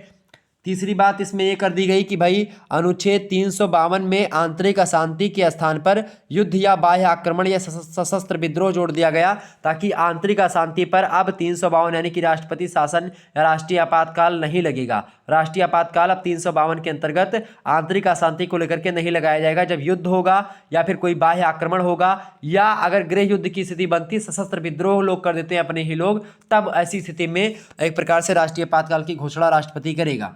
चौथी बात इसमें यह बता दी गई कि राष्ट्रपति के द्वारा की गई आपातकाल की घोषणा संसद के द्वारा 1 माह के अंदर अनुमोदित होना चाहिए। ये बात भी बताई गई 44वें संविधान संशोधन में। पांचवी बात यह कही गई कि संसद की स्वीकृति के बाद आपातकाल 6 माह तक लागू रहेगा। संसद उसे पुनः 6 महीने के लिए बढ़ा सकती है अगर चाहे तो, अगर नहीं चाहती है तो 6 महीने तक एक प्रकार से आपातकाल लागू होगा, एक बार अगर जो है एक प्रकार से चला तो। छठी बात यह है इसमें कही गई कि संसद के साधारण बहुमत से आपातकाल को समाप्त किया जा सकता है। ये बात भी बताई गई, यानी कि आपातकाल को समाप्त भी किया जा सकता है अगर संसद में साधारण बहुमत मिल गया तो, ठीक है। तो एक प्रकार से ये चीज़ें इसमें परिवर्तित की गई राष्ट्रीय आपातकाल को लेकर के, राष्ट्रपति शासन में, मतलब राष्ट्रपति की शक्तियों को लेकर के, ठीक है। आगे बढ़ते हैं। अगला प्रश्न आपका आ चुका 9वां नंबर प्रश्न है, भारतीय संविधान में 73वां संवैधानिक संशोधन। भारतीय संविधान में 73वां संवैधानिक संशोधन जो है मैंने आपको बताया था उसके बारे में। 73वां संविधान संशोधन खास करके वही है आपका 73वें संवैधानिक संशोधन के द्वारा 1994 में जो कि हुआ था, पंचायती राज व्यवस्था लागू किया गया था इसमें, ठीक है। और इसके द्वारा ग्राम पंचायतों को संवैधानिक दर्जा मिला था, और जिस राजस्व गाँव की जनसंख्या जो है 1000 से अधिक होती है उसे ग्राम पंचायत का दर्जा मिल जाता है इस संशोधन के द्वारा। और राजस्व एक प्रकार से जो गांव 1000 की जनसंख्या से अधिक होगा वही गांव एक प्रकार से ग्राम पंचायत होगा, उसमें ग्राम पंचायती का मतलब कि प्रधानी का चुनाव होगा, 7 से 15 सदस्य की चुनने की व्यवस्था भी की जाएगी, और 1000 से जो कम गांव होंगे वो किसी दूसरे गांव में मतलब कि उसमें अटैच कर दिए जाएंगे। इस प्रकार चीज़ें ग्राम पंचायतों के काम के बारे में बताया गया इसमें। अनुसूचित जातियों, जनजातियों, पिछड़ी जातियों और महिलाओं के लिए आरक्षण की व्यवस्था भी 73वें संविधान संशोधन में ग्राम पंचायतों में चुनाव प्रक्रिया में की गई है आरक्षण की व्यवस्था। ग्राम पंचायतों का मुख्य कार्य भी मैंने आपको बताया था अभी इससे पहले, पेयजल, मार्ग निर्माण, पशुपालन, मत्स्य उद्योग, लघु सिंचाई, जल प्रबंधन, पुलिया निर्माण हो गया, विद्युतीकरण हो गया, गरीबी उन्मूलन हो गया, ग्रामीण आवास हो गया। तो ये सब एक प्रकार से ग्रामीण पंचायतों का ही कार्य होते हैं, ठीक है। ये बात आप ध्यान रखेंगे। ग्राम पंचायत जो होता है, पंचायत विधि अधिनियम 1994 में इसके बारे में कहा भी गया है कि राज्य सरकार प्रत्येक स्थिति में 1000 की जनसंख्या पर एक ग्राम पंचायत गठित करेगी। यदि किसी ग्राम की जनसंख्या 1000 से कम है तो उसे बगल के गांव में मिला दिया जाएगा, और ग्रामों के इस समूह को पंचायत क्षेत्र कहा जाएगा, और ग्रामों के इस समूह में सर्वाधिक जनसंख्या वाले ग्राम के नाम पर ही ग्राम पंचायत रखा जाएगा। ये बात भी ध्यान रखेंगे। प्रत्येक ग्राम में अगर एक प्रधान तथा 9 से 15 सदस्य की व्यवस्था की गई है। एक ग्राम पंचायत में सदस्यों की संख्या के संबंध में कहा गया कि किसी ग्राम में जनसंख्या अगर 1000 होने पर, अगर 1000 जनसंख्या किसी गांव की है तो 9 सदस्य होंगे प्रधान के अलावा। इसके अलावा यदि किसी ग्राम की जनसंख्या जो है 1000 से अधिक है और 2000 के बीच है, यदि 1000 और 2000 के बीच में है तो 11 सदस्य करे जाएंगे प्रधान के अलावा। इसके अलावा 2000 से 3000 गांव का सदस्य अगर है, अब 2000 मतलब कि 2000 से 3000 के बीच में जनसंख्या है गांव की, तो 13 सदस्य की व्यवस्था की गई है। यदि कोई गांव ऐसा है कि जहां पर 3000 से भी ज़्यादा लोग रहते हैं तो उस गांव के लिए 15 सदस्यीय मतलब कि एक प्रकार से पंचायती समिति की व्यवस्था होती है, यानी कि उसमें पंचायत समिति कहना उचित ना होगा, ग्राम पंचायत जो प्रधान होते हैं वो एक प्रकार से उनके अंडर में आप देखते हैं सदस्य होते हैं, ठीक है। तो उन सदस्य में 15 सदस्य होंगे जो कि एक प्रकार से उसको चलाएंगे। क्लियर, आगे बढ़ते हैं। 10वां क्वेश्चन आपकी स्क्रीन पर आ चुका है। अर्ध संघात्मक होते हुए भारतीय संविधान को संघात्मक क्यों कहा जाता है? बहुत ही बढ़िया प्रश्न है, आपकी परीक्षा में आ सकता है। तो भारतीय संविधान कैसा है? अर्ध संघात्मक है, लेकिन उसको संघात्मक क्यों कहा जाता है? इसके कई सारे कारण हैं। क्योंकि भारतीय संविधान में भारत राज्यों का संघ होगा ऐसा बताया भी गया है। संघात्मक शासन अपनाए जाने के बावजूद भी संविधान में एकात्मक शासन के लक्षण दिखाई देते हैं, और इसीलिए यह कहा जाता है कि भारतीय संविधान जो है वो अर्ध संघात्मक है। क्या है? भारतीय संविधान अर्ध संघात्मक है। ऐसा इसलिए किया गया कि इससे संघ की इकाइयां मनमानी न कर सकें, उन पर केंद्र सरकार का नियंत्रण बना रहे, ठीक है। अर्ध संघात्मक है भारतीय संविधान, फिर भी भारतीय संविधान को संघात्मक इसलिए कहते हैं बहुत सारे लोग, क्योंकि क्या है, भारतीय संविधान में कई सारी चीजें हैं। मैं आपको कई सारे मतलब लगभग 5 पॉइंट बताऊंगा। पहला पॉइंट तो ये है भारतीय संविधान में कि संविधान के द्वारा केंद्र और राज्य के मध्य स्पष्ट रूप से शक्तियों का विभाजन कर दिया गया कि भाई किन चीज़ों पर राज्य सरकार कानून बनाएगी और किन चीज़ों पर केंद्र सरकार कानून बनाएगी। इसको लेकर के 3 प्रकार की सूचियां जारी की गई, केंद्र सूची, राज्य सूची और समवर्ती सूची, ठीक है। ये बात ध्यान रखें, केंद्र सूची पर कानून कौन बनाएगा? केंद्र सरकार। राज्य सूची पर राज्य सरकार, और समवर्ती सूची पर केंद्र और राज्य सरकारें दोनों कानून बनाती हैं। अगर मान लेते हैं किसी एक ही मुद्दे पर राज्य सरकार और कानून मतलब कि केंद्र सरकार दोनों कानून बनाती, तो मान्य किसका होगा? केंद्र सरकार का हमेशा मान्य होगा, उसका सर्वोपरि होगा। मान लेते हैं किसी मुद्दे पर कोई कानून के राज्य सरकार ने बनाया है और वो मुद्दा चल रहा है, लेकिन अगर केंद्र सरकार को लगता है कि राज्य सरकार कानून सही नहीं है, या राज्य मतलब केंद्र सरकार कोई कानून बनाती है उसी मुद्दे पर, तो राज्य सरकार का जो कानून होगा वो निरस्त हो जाएगा, ठीक है, और केंद्र सरकार का कानून मान्य होगा। क्लियर, ये बात ध्यान रखेंगे, पहली बात। दूसरी बात ये है भैया, संघात्मक इसीलिए कहा जाता है भारतीय संविधान को अर्धसंघात्मक होते हुए, क्योंकि केंद्र और राज्य की अलग अलग सरकारें भी भारतीय संविधान में आपको दिखाई पड़ेंगी। यानी केंद्र की सरकार अलग होती है और राज्य की सरकार अलग होती है, जैसे कि योगी जी एक प्रकार से मोदी जी, ठीक है। इसी प्रकार से आप अन्य राज्यों की सरकारों को देख लीजिएगा, तो जरूर नहीं किसी एक ही पार्टी के, नहीं भाजपा के सारे जगह पे मुख्यमंत्री हों, कहीं कांग्रेस के, कई अन्य सरकारें हैं, ठीक है। तीसरी बात यह है, इसलिए अर्धसंघात्मक होते हुए भारतीय संविधान को संघात्मक कहा जाता है क्योंकि केंद्र और राज्य दोनों एक दूसरे से स्वतंत्र व्यवस्था भारत में की गई है, ठीक है। चौथी बात, इसलिए कहा गया है इसको भारतीय संविधान को संघात्मक कहा जाता है अर्धसंघात्मक होते हुए, क्योंकि स्वतंत्र न्यायपालिका यहाँ पर, ठीक, किसी प्रकार का कोई दबाव नहीं है, स्वतंत्र न्यायपालिका, निष्पक्ष न्यायपालिका है, और प्रजातंत्र में निष्पक्ष न्यायपालिका का होना परम आवश्यक होता है। पांचवी बात यह है कि संविधान की सर्वोच्चता है भारत में, संविधान की सर्वोच्चता है। संविधान अगर कोई चीज़ है, अगर आप मतलब संविधान के अकॉर्डिंग आप कुछ भी मतलब संविधान में आपको मौलिक अधिकार है, संविधान जो होता है सर्वोपरि है, ठीक है।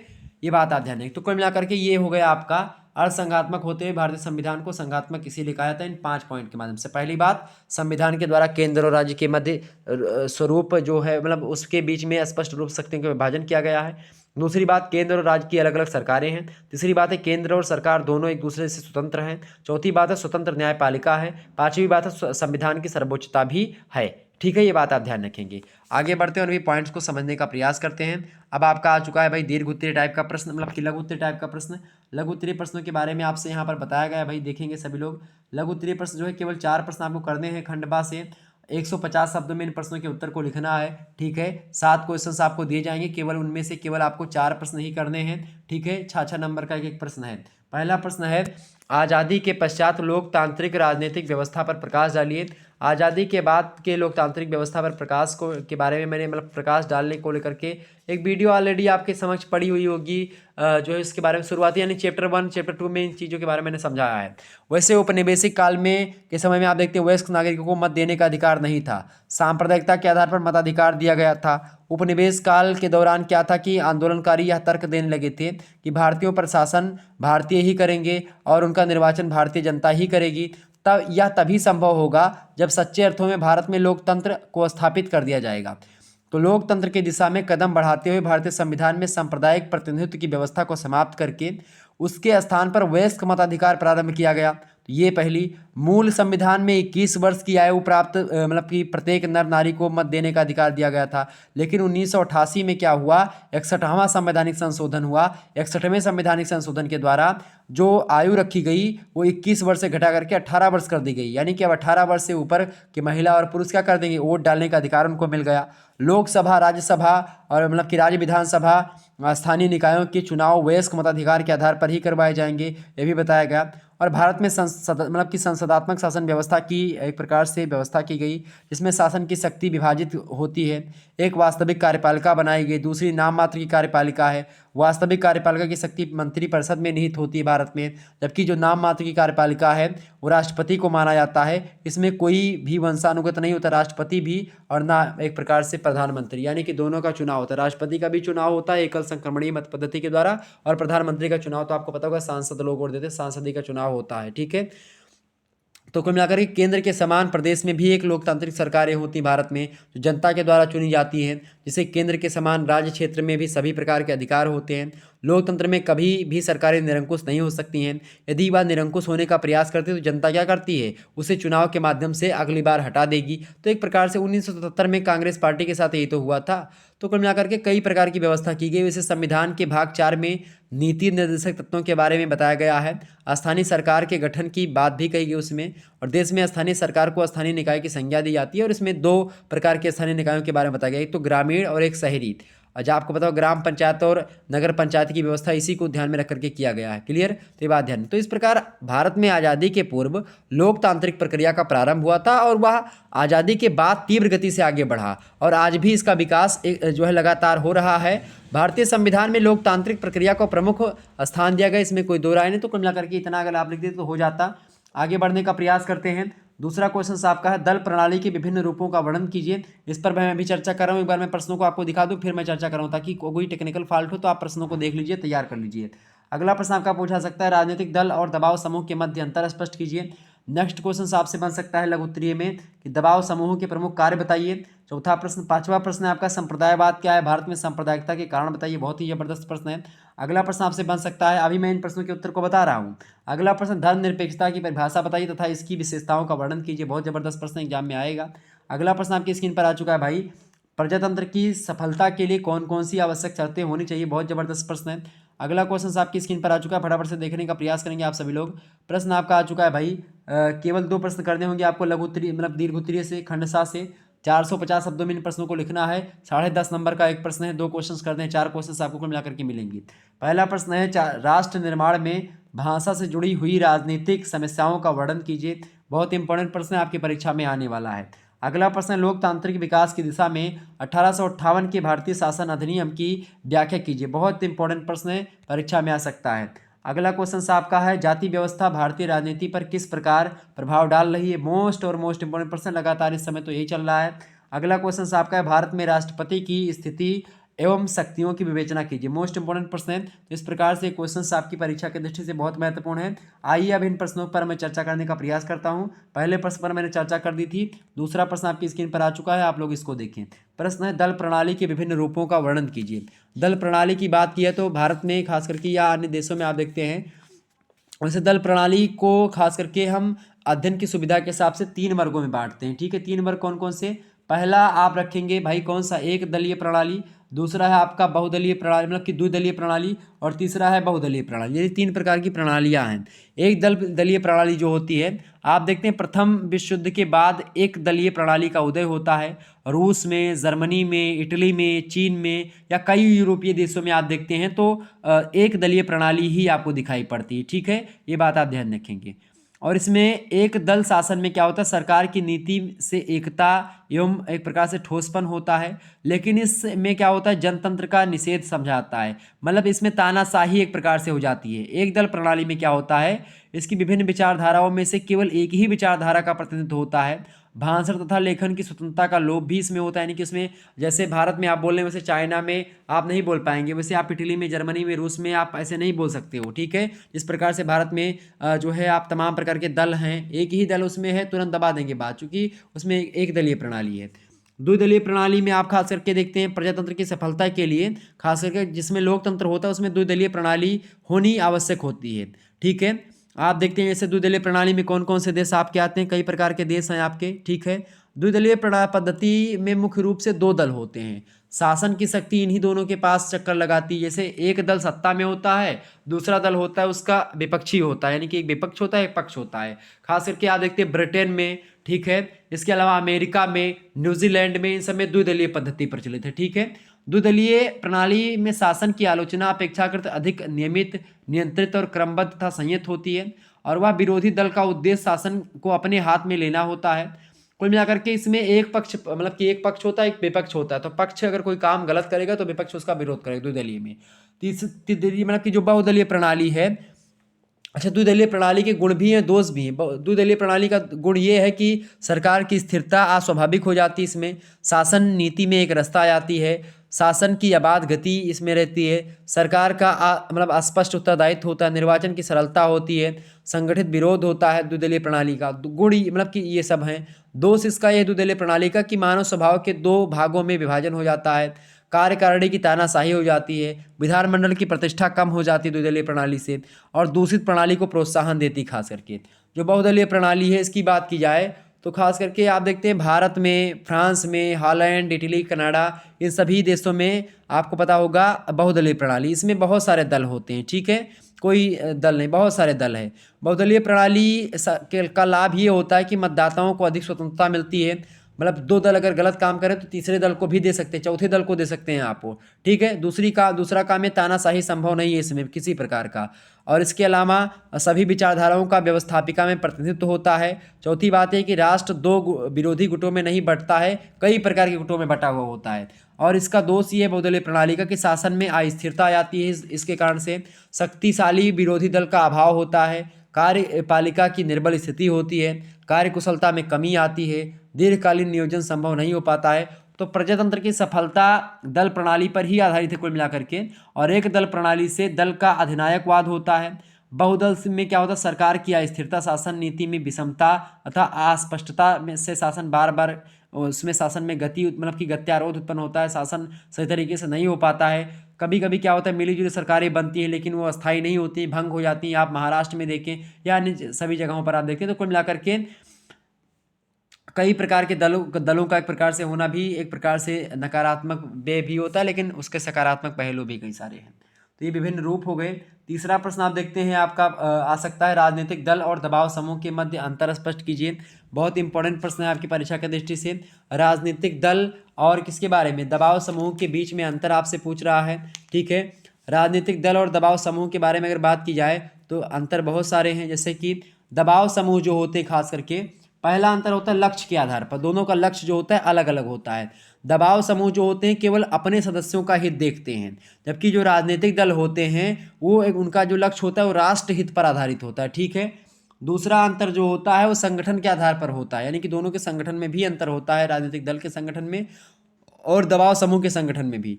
खास करके राजनीतिक दलों के संगठन का आधार जो होता है वो बड़ा होता है, व्यापक होता है।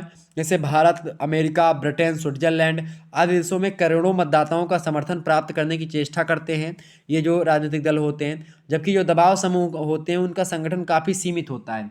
तीसरा अंतर ये होता है निर्वाचन के आधार पर, निर्वाचन पद्धति में भी अंतर होता है। चूंकि राजनीतिक दल का प्रमुख उद्देश्य सत्ता प्राप्त करना होता है, वे निर्वाचन में भाग लेते हैं, जबकि जो दबाव समूह होते हैं वो क्या करते हैं, वो कार्य निर्वाचकों पर प्रभाव डाल करके अपने समर्थक सदस्यों को जिताना चाहते हैं। मतलब वो चुनाव नहीं लड़ते, वो एक प्रकार से किसी दूसरे मतलब किसी पार्टी के लोगों का समर्थन कर देते हैं, ठीक है। चौथी बात ये है, जैसे कि अखिल भारतीय विद्या परिषद हो गई, या दबाव समूह में आपका आता है जैसे कि कोई मतलब कि किसान संगठन हो गया, या कोई जाति संगठन हो गया, या तमाम प्रकार के संगठन, क्षेत्रीय संगठन हो गए। तो ये सब संगठन जो होते हैं दबाव समूह ही होते हैं, क्योंकि सरकार की नीतियाँ अगर कोई गलत आती है तो उस पर दबाव डालते हैं, उनको बदलवाने के लिए भी कार्य करते हैं, ठीक है। चौथा अंतर होता है विधायिका के आधार पर, चूँकि राजनीतिक दल जो होते हैं विधानमंडल के अंदर और बाहर दोनों जगत में होते हैं, जबकि दबाव समूह जो होते हैं विधानमंडल के बाहर ही होते हैं, अंदर नहीं होते हैं, अंदर इनके कोई सदस्य नहीं होते हैं, ठीक है। पांचवा अंतर होता है सदस्य संख्या के आधार पर, ठीक है। राजनीतिक दल की सदस्य संख्या जो होती है अधिक होती है, जबकि दबाव समूह की सदस्य संख्या क्या होती है, सीमित होती है, कम होती है। लेकिन एक व्यक्ति एक विशेष समय में ही एक दल का सदस्य हो सकता है, जबकि कोई भी व्यक्ति एक साथ कई दबाव समूहों का सदस्य नहीं हो सकता है, ठीक है। ये बात आप ध्यान रखेंगे। तो इस प्रकार से दबाव समूह और राजनीतिक दलों में मैंने अंतर आपको बता दिए, लेकिन कई बार दोनों में मधुर संबंध भी आपको देखने को मिलते हैं। अंतर के साथ साथ तारतम्यता भी देखने को मिलती है। राजनीतिक दल सत्ता प्राप्त करने के लिए दबाव समूहों का ही सहारा लेकर के राजनीतिक दल जो होते हैं आगे बढ़ते हैं। ठीक है, ये बात ध्यान रखेंगे। तो इस प्रकार से राजनीतिक दल और दबाव समूह के बारे में कुछ बातें मैंने आपको बताई।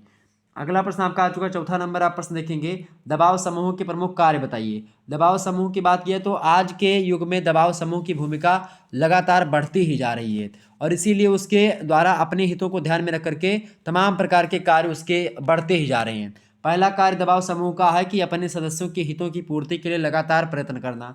दूसरा कार्य दबाव समूह का यह है कि जनमत के निर्माणक मतलब कि निर्माण में सहायता प्रदान करना, जनमत का निर्माण करना, जनता का एक प्रकार जनता की विचारधारा को आगे बढ़ाना। मतलब कि कोई भी चीज़ होती, जनता का अगर कोई पक्ष विपक्ष की बात होती तो उस पर एक प्रकार से आंदोलन करना, तमाम प्रकार की चीज़ें करना। ठीक है।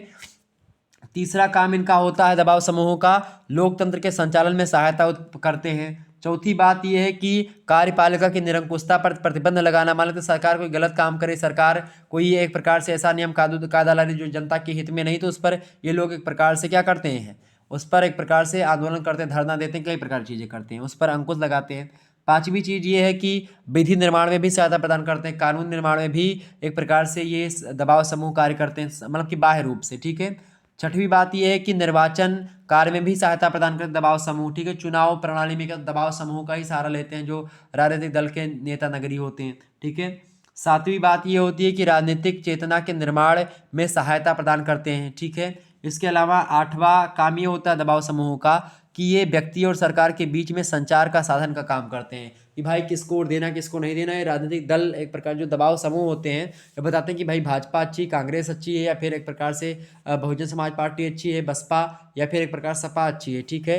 एक प्रकार से तो ये बताते हैं कि भाई कौन सी पार्टी अच्छी है, कौन सी पार्टी को वोट देना है। तो अपने अपने जो दबाव समूह के गुट के जो सदस्य होते हैं वो अपने अपने हिसाब से वोट देते हैं। ठीक है, और दिलवाते हैं।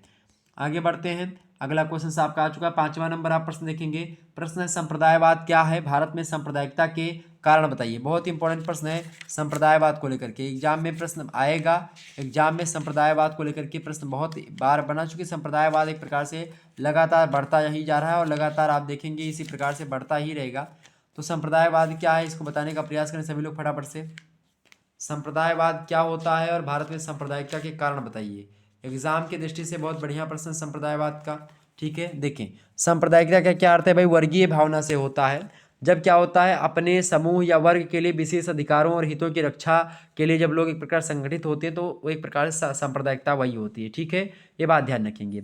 भारत में सांप्रदायिकता के कई सारे कारण। सांप्रदायिकता का एक प्रकार से परिभाषा मैंने बता दी शुरुआत में ही, पंडित नेहरू के अनुसार। उन्होंने एक बार कहा था इसके बारे में कि सांप्रदायिकता धार्मिक एकता पर आधारित वह वर्गीय भावना होती है जिसका वास्तविक उद्देश्य उस वर्ग विशेष के लिए राजनीतिक शक्ति और अधिकारों को प्राप्त करना होता है, और यह वस्तुतः गुट मानसिकता होती है जो स्वयं को किसी धार्मिक संप्रदाय के ऊपर आधारित करती है, लेकिन उसका उद्देश्य राजनीतिक शक्ति और संरक्षण प्राप्त करना होता है। ठीक है। सांप्रदायवाद का भारत में कारण ये है भाई, सांप्रदायिकता का पहला कारण है भाई हिंदू सांप्रदायवाद। चूंकि मुस्लिम सांप्रदायिक संगठनों के समान हिंदू सांप्रदायिक संगठन भी भारत में लगातार बढ़ रहे हैं और विद्यमान भी हैं। ये सांप्रदायिकता को निरंतर बढ़ावा देते रहते हैं और संगठनों की नीतियों और कार्यक्रमों के फलस्वरूप सांप्रदायिकता की भावना आप देखते हैं बढ़ती है। दूसरी बात यह कि मुसलमानों की धर्मांधता। भारत में विद्यमान सांप्रदायिकता का सबसे बड़ा कारण जो रहा है वो मुसलमानों में धर्मांधता की भावना रही है। वो अपने धार्मिक चीज़ों को पढ़ते नहीं हैं, बस केवल मौलवी के बताए गए मार्ग पर चल देते हैं। ये इसका सबसे महत्वपूर्ण कारण है, क्योंकि वो जब अपनी चीज़ों को नहीं पढ़ते। और आजकल के कुछ हिंदू लोग भी हैं जो कि अपने ग्रंथ को नहीं पढ़ रहे हैं, उस पर टीका टिप्पणी फर्जी कर रहे हैं। ठीक है, कि ये समाज में ये काम कर रहा है, ये लिखा है, वो लिखा है, जबकि उसका कोई अर्थ उनका दूर दूर का नाता नहीं उससे, लेकिन उसको समझ नहीं पाते, फर्जी कुतर्क और फर्जी करते हैं। ठीक है। तो कुल मिलाकर के यही होता है मुस्लिमों के साथ। इस समय क्या हो रहा है कि ये लोग एक प्रकार से जो उनके मौलवी बता रहे हैं उसी पर वो फोकस कर रहे हैं। जब अपने आप ग्रंथ को कभी आप पढ़िए बैठ करके ध्यान से, आपके ग्रंथ में ऐसा नहीं लिखा है कि भाई किसी को एक प्रकार से ऐसा करना चाहिए। आपके ग्रंथ में भी कोई भी ग्रंथ है, कोई भी धर्म है, वो आपको सहिष्णुता सिखाता है, आपको मिलजुल करके रहने की भावना सिखाता है, झगड़ा करने के बारे में नहीं बताता है।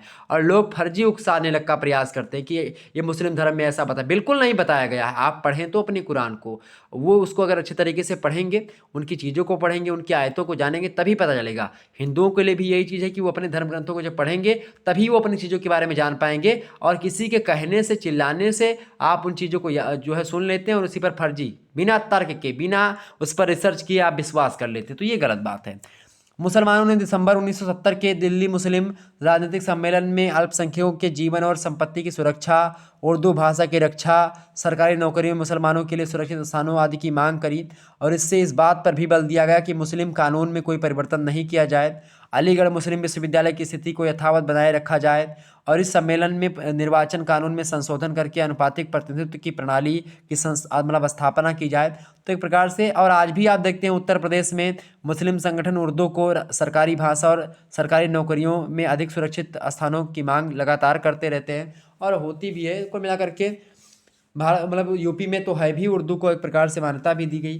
तो तीसरी बात यह है समुदायबद्ध मतदान। तो एक तो मुस्लिम का एक मतलब हिंदू में तो एक प्रकार से हिंदू की कट्टरता और मुस्लिम में मुस्लिमों की कट्टरता, ये दोनों एक प्रकार से जो कट्टरवाद की भावना, और राजनीतिक लोग इसमें क्या करते हैं, दोनों को लड़ा करके और अपना काम निकाल लेते हैं।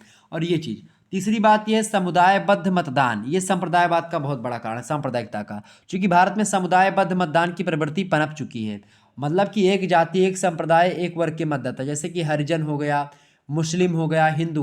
अच्छा, हिंदू और मुस्लिम अभी तक वोट होता था हिंदू और मुस्लिम के नाम पर। अब बहुजन के समाज, बहुजन समाज पार्टी मायावती जी की है, तो उन्होंने बहुजनों का वोट काटा। अब क्या हो गया कि अब बहुजनों में भी कई प्रकार की चीज़ें आ गई हैं, ठीक है। उसमें अब आप देखते हैं कई प्रकार के लोगों की, भाई जो सवर्ण जाति मतलब कि सवर्ण लोग हैं, वो लोग अत्याचार कर रहे हैं, अभी भी बता रहे हैं। लेकिन जब से आप देखेंगे कि भाई उल्टा ही हो रहा है, जबकि आप देख रहे हैं कानपुर का मैटर भी आप देख लीजिए, कई प्रकार की चीज़ें हो रही है। लेकिन क्या हो रहा है कि अब पुरानी बातें, आज के लगभग पता नहीं कितने साल पहले की बातें हैं, उसको लेकर के आज उस पर आप तर्क कर रहे हैं। अभी तक क्या सो रहे थे आप? अभी तक आप नहीं आए थे, अभी तक आपको चीज़ें नहीं दिखी थी, आज दिख रही, जब चुनाव आ रहा है तभी दिख रही हैं। तो ये चीज़ें आपको समझनी पड़ेंगी, ठीक है। तो ये समुदायबद्ध मतदान। चौथी बात यह है भाई, भारत में इसलिए सांप्रदायिकता बढ़ रही है कि सरकार की उदासीनता है। सरकार क्या करती है, जब संप्रदायवाद बढ़ता है तो उसकी समस्या को निपटारा नहीं कर पाती है, उसके उस नीति के प्रति उदासीन रहती है। क्योंकि कोई भी सरकार, कोई ये नहीं चाहती किसी समुदाय हमसे गुस्सा हो जाए। हर एक सरकार चाहती है कि भाई बहुजनों का ओर लेना है, हिंदुओं का ओर लेना है, मुसलमानों का ओर लेना है, तो उसके लिए काम किया जाए, ठीक है। मतलब अगर दोनों में संप्रदायवाद है तो उसमें नीति, कठोर नीति का निर्माण नहीं करते कि भाई संप्रदायवाद बढ़ाओगे तो फिर डंडा पड़ेगा, रासुका लगेगी, या कोई नियम कायदा बना दे। जैसे योगी बाबा जो है बढ़िया काम करते हैं, मेरे हिसाब से बहुत ज़बरदस्त उनका काम रहता है, ठीक है। तो ऐसे एकदम से कड़क नीति होगी तब ऐसी चीज़ों पर अंकुश लगाया जा सकेगा, ठीक है, कट्टरता पर। क्लियर। आप देखते हैं असम, पंजाब या अन्य आधार पर आप देखते हैं अलग अलग चीज़ों जगह पर आप देखते हैं कई प्रकार की चीज़ें हैं। और जो दबाव समूह होते हैं, तमाम प्रकार के संगठन बने हैं, जातिगत संगठन हैं, धार्मिक संगठन तमाम सारे बने हुए, यही सब क्या करते हैं, वो सोचते हैं भाई सरकार सोच रही है कि दबाव समूह से हमको वोट ही मिल रहा है, तो उसको कोई बोलते नहीं और चलता रहता है। पांचवी बात है कि भाई पाकिस्तानी प्रचार। जब कभी भारत में हिंदू मुस्लिम तनाव की कोई घटना होती है, कोई विवाद खड़ा होता है, तो पाकिस्तानी रेडियो, समाचार और दूरदर्शन, उन सभी पर आप देखते हैं तमाम पर वही खबरें आएंगी कि भाई भारतीय हिंदू और मुसलमान के प्रति सहानुभूति जता करके उनको भड़काते हैं, मुसलमानों को कहते हैं कि भाई भारत में मुसलमान सुरक्षित हैं। अबे पाकिस्तान में आप खुद देखो कि क्या हालत है, रोटी खाने के एक प्रकार से पैसे नहीं लोगों के पास, आटा इतना महंगा चला गया वहाँ पे। भारत के मुस्लिम सबसे एक प्रकार से सुरक्षित हैं और सबसे अच्छे हैं, सबसे आगे भी आप देखते हैं। भारतीय मुस्लिम ऐसे नहीं आगे हैं, एपीजे अब्दुल कलाम से लेकर के बड़े बड़े लोग हुए हैं भारतीय मुस्लिमों में, और ठीक है। तो एक प्रकार से लोगों को भड़काने का प्रयास करें, तो भड़कने की आपको आवश्यकता बिल्कुल भी नहीं है, आसानी से आप रहें और आसानी से, आपका खुद का देश है ये, किसी के बसाए हुए आप नहीं बसे हैं कि भाई इनका कोई रहम करम है आप पर, कि नहीं, आपका देश है, खुद का देश है। जब इस प्रकार की भावना आपके अंदर आएगी कि अपना देश है, विजयी विश्व तिरंगा प्यारा, तो आप अपने देश के प्रति सहानुभूति और राष्ट्रभक्ति दिखा पाएंगे, ठीक है। आगे बढ़ते हैं। तो पाकिस्तानी प्रचार। तो कुल मिलाकर के भारत राजनीति में मतलब भारतीय राजनीति में सांप्रदायिक समस्या ने भारतीय जनजीवन को तबाह किया है और देश की जन कल्याण व राष्ट्रीय योजनाओं को भयंकर रूप से प्रभावित किया है। सांप्रदायिकता के कारण राष्ट्रीय एकता, अखंडता, राजनीतिक स्थिरता, इन सभी को खतरा उत्पन्न हुआ है और विदेशी ताकतों को हस्तक्षेप करने का अवसर भी इसी से मिल जाता है। ठीक है, विदेशी फंडिंग भी हो जाती है बीच बीच में। आगे बढ़ते हैं, अगला छठा नंबर प्रश्न आपका, धर्मनिरपेक्षता की परिभाषा बताइए तथा इसकी विशेषताओं का वर्णन कीजिए। धर्मनिरपेक्षता भी बड़ा जबरदस्त आपका पॉइंट है, एग्जाम में आपसे पूछा जाएगा। ठीक है, धर्मनिरपेक्षता के बारे में। धर्मनिरपेक्षता का मतलब सीधा सा होता है कुल मिलाकर के, धर्मनिरपेक्ष कंट्री जो होती है, राज्य जो होता है, उसमें सामान्य मतलब कि इसका मतलब होता है, जैसे भारत क्या है, धर्मनिरपेक्ष राज्य एक प्रकार से है। 1976 में प्रस्तावना में भी शामिल कर दिया गया पंथ निरपेक्ष शब्द को। भारत धर्मनिरपेक्ष नहीं पंथ निरपेक्ष है ये बात, यानी सेक्युलरिज्म का अर्थ पाश्चात्य जगत में दूसरा है, भारतीय जगत में उसका दूसरा है। ठीक है, इसमें क्या होता है कि राज्य का यानी देश का अपना कोई धर्म नहीं होता है, वह राज्य अपने कार्यों के लिए धर्म को आधार नहीं बनाएगा, धर्म के आधार पर वह अपने नागरिकों के साथ कोई भेदभाव नहीं करेगा, ऐसा देश तो वो धार्मिक यानी धर्मनिरपेक्ष देश होता है आपका। ठीक है, राज्य के द्वारा धर्म को राजनीति से पूर्णतः पृथक यानी अलग माना जाएगा, तो वह देश धर्मनिरपेक्ष देश होता है, पंथ निरपेक्ष देश होता है। राजनीतिक क्षेत्र में धर्मनिरपेक्षता का मतलब होता है कि राज्य के अधिकारियों की नियुक्ति व चुनाव जो होगा, शासन की नीतियां जो बनेंगी, शासन के द्वारा जो आर्थिक सहायता ये सब किए जाएंगे वो धर्म के आधार पर नहीं होंगी। ठीक है, राजनीतिक दलों और अन्य संस्थाओं का संगठन धार्मिक आधार पर नहीं किया जाएगा, राज्य का कोई अपना धर्म नहीं होगा, न्यायालय द्वारा धर्म के आधार पर कोई भेदभाव नहीं किया जाएगा, राज्य के द्वारा नागरिकों को यह अधिकार दिया जाना चाहिए कि कोई भी नागरिक अपनी इच्छा के अनुसार किसी भी धर्म को अपना सकता है और किसी धर्म को त्याग भी सकता है। ठीक है, यानी राज्य धार्मिक आधार पर कोई भेदभाव नहीं करेगा, सभी नियुक्ति एवं सामान्य योग्यता के आधार पर किया जाना चाहिए। ये एक प्रकार से धर्मनिरपेक्षता कहता है। धर्मनिरपेक्षता का मतलब ये होता है। डॉक्टर राधाकृष्णन इसकी परिभाषा को देते हुए कहते हैं कि धर्मनिरपेक्ष होने का तात्पर्य अधर्मी होना या संकुचित होना, मतलब या संकुचित धार्मिकता पर चलना नहीं होता है, वरन इसका मतलब होता है कि पूर्णतः आध्यात्मिक मतलब होता है। कहने का मतलब यह है कि आप आध्यात्मिक हैं लेकिन किसी विशेष धर्म को लेकर के आप आगे नहीं बढ़ेंगे। ठीक है, वेंकट रमण कहते हैं परिभाषा को देते हुए धर्मनिरपेक्षता की कि ऐसा राज्य ना तो धार्मिक होता है ना ही धर्म विरोधी होता है, यह धार्मिक क्रियाओं और जो है मतांतरों से परे और धार्मिक मामलों में से तटस्थ होता है, यानी किसी धर्म को आगे नहीं बढ़ाएगा, किसी धर्म को रोकेगा नहीं आगे बढ़ने से, धार्मिक स्वतंत्रता का अधिकार देगा, कई प्रकार की व्यवस्था करेगा। डॉक्टर भीमराव अंबेडकर कहते हैं कि धर्मनिरपेक्ष राज्य का अर्थ यह नहीं है कि हम लोगों की धार्मिक भावनाओं का आदर नहीं करेंगे, इसका तो केवल यही अर्थ है कि राज्य जो होगा वो लोगों पर किसी धर्म को नहीं थोपेगा कि भाई तेरा धर्म ये होगा, तेरा धर्म ये होगा, यानी जिसका जो मतलब है वो धर्म अपना अपनाए। ठीक है, ये कुल मिलाकर के धर्मनिरपेक्ष राज्य का यही अर्थ होता है कि राज्य विभिन्न धर्मों में से किसी एक के साथ पक्षपात नहीं करेगा या ना करे और किसी धर्म को राज्य के धर्म घोषित ना करे। ठीक है, ये धर्मनिरपेक्षता का मतलब होता है।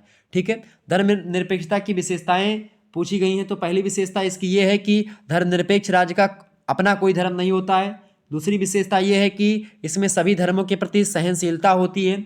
तीसरी विशेषता धर्मनिरपेक्षता की यह है कि धर्मनिरपेक्ष राज्य जो होता है अधार्मिक नहीं होता है। चौथी विशेषता धर्मनिरपेक्षता की यह है कि यह जो होता है लोकतंत्र का पक्षपाती होता है। पांचवी विशेषता यह है धर्मनिरपेक्षता की कि इसमें धार्मिक शिक्षा का निषेध होता है। छठी विशेषता इसकी ये है कि सभी धर्मों के नागरिकों को समान अधिकार मिलता है। सातवीं विशेषता इसकी यह है भैया कि जो है ऐसा राज्य किसी भी धर्म का विरोध भी नहीं करता है, ना किसी का समर्थन करता है। आठवीं विशेषता इसकी आप ये लिख सकते हैं कि कोई भी नागरिक किसी भी धर्म का विरोध नहीं करता है इसमें। ठीक है, ये चीज़ें। और नवीं विशेषता इसकी आप लिख सकते हैं धर्मनिरपेक्षता की कि कोई भी नागरिक राज्य के कानूनों से मुक्त नहीं होता है, वो राज्य के कानूनों के अंदर रहेगा। दसवीं विशेषता इसकी ये यानी कि जो है धर्म ऊपर नहीं जाएगा, कानून के हिसाब से सारी चीज़ें होंगी। दसवीं विशेषता इसकी ये बताई गई कि धर्मनिरपेक्ष राज्य निरंकुश शासन का विरोध करता है हमेशा, ये धर्मनिरपेक्षता है। ठीक है, ये बात ध्यान रखेंगे। वैसे धर्मनिरपेक्षता और पंथ निरपेक्षता दोनों को समझने के लिए अंग्रेजी शब्द जो है वो रिलीजन ही मतलब कि एक प्रकार से खास करके वो रिलीजन यानी अर्थ मतलब कि धर्म को समझना पड़ेगा। धर्म और पंथ में बहुत अंतर होता है, ये बात ध्यान रखेंगे। पंथ निरपेक्षता को या धर्मनिरपेक्षता को अंग्रेजी में सेक्युलरिज्म कहते हैं, ये बात ध्यान रखेंगे। क्लियर। और भारत में भारतीयता में धर्म की बात करते हैं तो इससे स्पष्ट होता है कि धर्म और रिलीजन में क्या अंतर होता है। रिलीजन व्यक्तिगत आस्था और पूजा पद्धति से संबंधित होता है, धर्म की अवधारणा मूलतः भारतीय है, यह संस्कृत भाषा का शब्द है धर्म, ठीक है। और भारत मतलब महाभारत में धर्म की व्याख्या करते हुए कहा भी गया है कि जो प्राणियों के कल्याण को सुनिश्चित करे वही धर्म है। और हमारे यहाँ 10 प्रकार के लक्षण भी बताए गए धर्म के। पहला अहिंसा, दूसरा सत्य, तीसरा शौच, चौथा अपरिग्रह, और पांचवा दया, छठवां परोपकार, और सातवां प्रेम, और आपका आठवां है दान, नौवां है सेवा, और 10वां है समानता। ये 10 प्रकार के आपके लक्षण हैं धर्म के। कौन कौन से? अहिंसा, सत्य, शौच, अपरिग्रह, दया, परोपकार, प्रेम, दान, सेवा, समानता, ठीक है। और जीवन का ऐसा कोई भाग नहीं है या फिर जो धर्म के अधिकार के क्षेत्र से बाहर हो। और मनु ने कहा कि धर्म से जगत सुरक्षित रहता है। धर्म विश्व का धारक होता है, वह सभी प्रजाओं का धारण रक्षा करता है। धारण करने के कारण ही धर्म को एक प्रकार से कहा जाता है कि धर्म, उसमें कहा गया है मनुस्मृति में, आप देखते हैं कि लिखा भी है कि धर्मणेव जगत सुरक्षितमिदं धर्मो धराधारकः धारणात् धर्मित्याहु धर्मो धार्यते प्रजा, ठीक है। ये बात ध्यान रखें, यानी कि धर्म के बारे में मतलब पक्ष निरपेक्षता वही कुल मिलाकर के भारतीय परिप्रेक्ष्य और अलग परिप्रेक्ष्य, इस पर चर्चा मैं करूंगा, लेकिन इतना ही अगर आप इसमें लिख देंगे तो आपको विधिवत नंबर मिलेगा। वैसे दीर्घ उत्तरीय में पूछा जाएगा तो भी यही आपको लिखना है। 7वां क्वेश्चन आपका आ चुका, प्रजातंत्र की सफलता के लिए कौन कौन सी आवश्यक शर्तें होनी चाहिए, फटाफट से बताने का प्रयास करेंगे। मोस्ट इंपोर्टेंट प्रश्न है आपकी परीक्षा की दृष्टि से। प्रश्न क्या है? प्रजातंत्र की सफलता के लिए कौन कौन सी आवश्यक शर्तें होनी चाहिए भैया? पहली आवश्यक शर्त क्या होनी चाहिए? पहली आवश्यक शर्त है आपका जनता का नैतिक स्तर जो होता है वह एक प्रकार से ऊंचा होना चाहिए, ठीक है। दूसरी बात यह है भाई प्रजातंत्र की सफलता के लिए कि जनता में राजनीतिक चेतना की जागृति भी होनी चाहिए, ठीक है। तीसरी विशेषता ये है, मतलब तीसरी आवश्यक शर्त ये है प्रजातंत्र की सफलता के लिए भारत में कि राष्ट्रीय एकता की भावना भी सभी के अंदर होनी चाहिए। चौथी विशेष मतलब कि चौथा शर्त ये है आवश्यक कि शिक्षा का ऊंचा स्तर हो। पांचवा जो है एक प्रकार से आवश्यक शर्त ये है कि प्रबुद्ध जनमत हो, यानी प्रजातंत्र की सफलता के लिए जनता का प्रबुद्ध जनमत आवश्यक होता है। जनतंत्र जनमत जो होता है जनतंत्र यानी प्रजातंत्र की आत्मा होती है, ठीक है। छठी विशेषता ये होती है, मतलब छठी आवश्यक शर्त ये है कि स्वतंत्र प्रेस का होना परम आवश्यक है। वो निडर, निष्पक्ष और एक प्रकार से किसी के नियंत्रण से अलग रहे, सरकार के नियंत्रण से अलग न्याय मतलब कि न्यायपालिका और एक प्रकार से जो चौथा स्तंभ कहा जाता है मीडिया, वो सब किसी के अंडर में काम ना करे। सातवीं विशेषता मतलब कि सातवीं शर्त ये होती है प्रजातंत्र की सफलता के लिए कि स्वतंत्र न्यायपालिका होनी चाहिए। आठवीं शर्त ये है भाई कि सुसंगठित राजनीतिक दल होने चाहिए, ठीक है। नवीं आवश्यक शर्त ये है कि